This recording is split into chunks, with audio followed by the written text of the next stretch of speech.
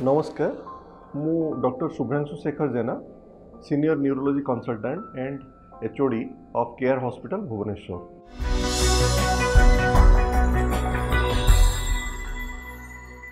आज आम गोटे बहुत इम्पोर्टेंट टॉपिक उपर डिस्कशन करने आसीचु जोटा कि ब्रेन स्ट्रोक रो कौन रिसेंट एडवांसमेंट। जमती कि आप जानते ब्रेन स्ट्रोक बा पक्षाघात बहुत क्रिटिकल इलनेस जोटा कि आम ब्रेन को एफेक्ट करें। सेटा मुख्यतः दुई प्रकार थाए, गोटे इस्चेमिक स्ट्रोक एवं गोटे हेमोरेजिक स्ट्रोक। इस्चेमिक स्ट्रोक माने जदि ब्रेन को जदि कौन उपाय आमर ब्रेन रे रक्त संचालन ठीक भाव में हुए ना सेतेबेले ब्रेन रो कोशिका गुड़िक आपण ग्लूकोज बा अम्लजान से माने ठीक रे पाती ना, तो ता फल से सेल गुड़िक ठीक रे काम करि पारंतिनी एवं सेटा आमर इस्चेमिक स्ट्रोक होता है।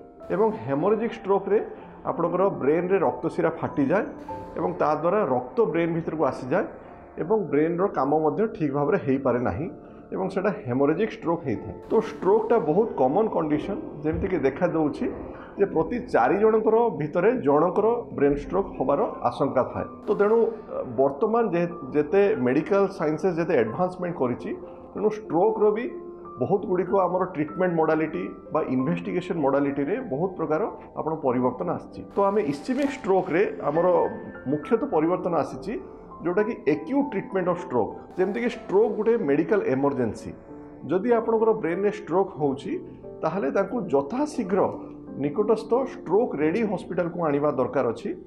एवं स्ट्रोक रेडी हॉस्पिटल रे जदि आपणकर golden window period time period भितर जदि आप आसुचंती जोटा कि 4 आवर 30 मिनिट्स आम कहूँ 4.5 घंटा ता भितर जदि आप आसुचंती ताहले आमे तांको इमिडिएटली आमर ब्रेन स्कानिंग करिकी गोटे आमे आपणकर इंजेक्शन दे पारिबु जो थरे कि आपणकर से ब्लड रो क्लॉटटा आपणकर मेळे जिवो एवं जोटा स्ट्रोक रो रिकवरी बहुत शीघ्र होबो।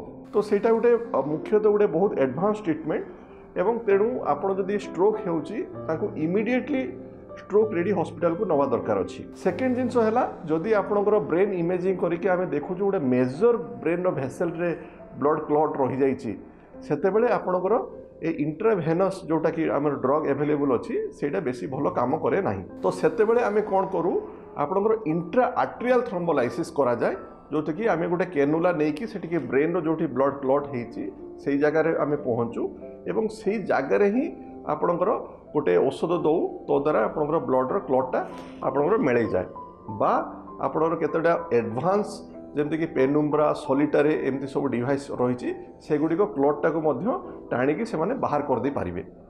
तो ता द्वारा कौन हुए ता द्वारा आपणकर न्यूरल डेफिसिट हुए नाही एवं स्ट्रोक रो रिकवरी मध्य शीघ्र हुए।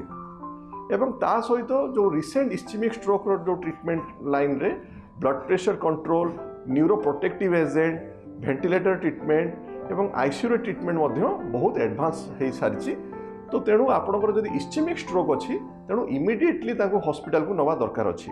आउ सेकेंड ट्रीटमेंट जोटा कि हेमोरेजिक स्ट्रोक रे रिसेंट ट्रीटमेंट भाव में जदि आपणकर बड़ एरिया रे ब्रेन रे स्ट्रोक होउची ताहले आपणकर ब्रेन मध्य प्रेशर बढ़ी जाए एवं प्रेशर बढ़ीगले ता मध्य आपणकर हार्ट बा लंग्स को मध्य तांकर सेंटर गुड़िक एफेक्ट करि थाए। तो सेथिपाई जदि इमिडिएटली आपणकर हेमोरेजिक स्ट्रोक अच्छी बड़ एरिया रे स्ट्रोक अच्छी ताहले न्यूरो सर्जिकल ट्रीटमेंट आवश्यकता रोची जो थे कि से माने तांकर क्लॉटटा को बाहर करि पारिबे बा ब्रेन जदि प्रेशर हाई रोची ताहले तांकर खपुरी बा हाड़ मध्य बाहर करले आमर ब्रेन प्रेशर कमी जाए एवं बहुत मिनिमल इन्वेसिव सर्जरी मध्य डेवलपमेंट होइछि जो द्वारा कि गोटे को आपण कैथेटर नहीं कि आपणकर ब्रेन भितरु आम क्लॉटटा को मध्य बाहर कर दे पारिबु।